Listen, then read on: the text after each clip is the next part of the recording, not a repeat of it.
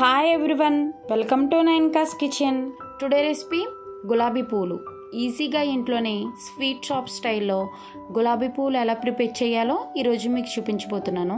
కొత్త వారు కూడా కొత్త గులాబీ పూలు గుత్తుతో కూడా చాలా సింపుల్గా ఈజీగా ప్రిపేర్ చేసేవచ్చు. ఇవి చాలా క్రిస్పీగా మంచి టేస్టీగా ఉంటాయి. బ్యాలెన్సింగ్ స్వీట్తో చాలా బాగుంటాయి. ఇప్పుడు మనం ప్రిపరేషన్ చూద్దాము. ముందుగా మనం ఇవి ప్రిపేర్ చేయడానికి ఒక గులాబీ పూలు గుత్తుని తీసుకోవాలి. దీన్ని నీట్గా వాష్ చేసి ఒక క్లాత్తో తుడిచి ఒక బౌల్ నిండా ఆయిల్ వేసుకుని గులాబీ పూలు గుత్తు ములిగేంత వరకు ఆయిల్ ఉండాలి. అప్పుడే గులాబీ పూలు అనేవి బాగా వస్తాయి. మీరు గనక పాతది గనక తీసుకుంటే ఒక 10 hours పెడితే సరిపోతుంది. కొత్తదైతే ఒక 24 hours కన్ఫామ్గా పెట్టండి, అప్పుడే బాగా వస్తాయి. ఒక 10 hours తర్వాత ఒక మిక్సింగ్ బౌల్ తీసుకుని ఇందులోకి 1 కప్పు మైదా పిండి, 1 cup rice flour, 1 cup sugar వేసుకోవాలి. ఇందులోకి 1/2 table spoon salt, 1/2 table spoon యాలకుల పౌడర్ వేసుకుని బాగా మిక్స్ చేసుకోవాలి. యాలక్కాయ పౌడర్ వేయడం వల్ల ఫ్లేవర్ అనేది చాలా బాగుంటుంది గులాబీ పూలకి. వీటిలోకి 1.5 కప్పు వాటర్ పడుతుంది. ఈ బ్యాటర్ మొత్తానికి కొంచెం వాటర్ పోసుకుంటూ బాగా మిక్స్ చేసుకుందాము. నాకు 1.5 కప్ కన్నా కొంచెం ఎక్కువగా పట్టిందండి. అలానే మీరు ఎక్కువగా పోసుకోకూడదు, తక్కువగా పోసుకోకూడదు. నేను చూపించిన కన్సిస్టెన్సీ వచ్చేంత వరకు వేసుకుని బాగా మిక్స్ చేసుకోండి. ఎక్కువగా మిక్స్ చేసుకుంటేనే గులాబీ పూలు అనేది బాగుంటుంది. ఇలా మిక్స్ చేసుకున్న దాన్ని ఒక 20 minutes పక్కన పెట్టేసుకుందాము.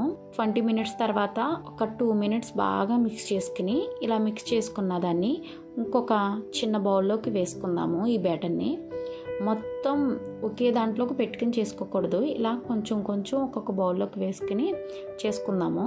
ఇప్పుడు స్టవ్ ఆన్ చేసి డీప్ ఫ్రైకి సరిపడ్డంత ఆయిల్ వేసుకుని ఇప్పుడు ఆయిల్లోకి గులాబీ పూలు గుత్తుని ఇందులోకి పెట్టుకుందాము. ఆయిల్ గుత్తు ఈక్వల్గా హీట్ అవ్వాలి, అప్పుడే బాగుస్తుంది గులాబీ పూలు అనేవి. ఇలా ఆయిల్ బాగా హీట్ అయిన తర్వాత అప్పుడు మనం ప్రిపేర్ చేసుకున్న బ్యాటర్లోకి గులాబీ పూలు గుత్తుని పెట్టి సగం కన్నా ఎక్కువగా మాత్రమే ములిగేంత వరకు పెట్టాలి. మీరు ఫుల్గా కనుక ముంచేస్తే గులాబీ పూలు అనేవి ఊడి రావు. సగం కన్నా ఎక్కువగా పెడితే సరిపోతుంది. దీన్ని ఒక 2 seconds ఫ్రై అయిన తర్వాత ఇప్పుడు వీడియోలో చూపించినట్టు కొంచెం కదిపితే చూసారా ఎంత బాగా ఉదిలి వచ్చేసిందో గుత్తు నుంచి. దీన్ని ఇంకొక 1 minute పక్కన పెట్టుకుని ఉంచుకోవాలి. వెంటనే వేసేయకూడదు. ఒక 1 minute ఫ్రై అయిన తర్వాత మళ్ళీ సగం కన్నా ఎక్కువగా ముంచి ప్రిపేర్ చేసుకుందాము.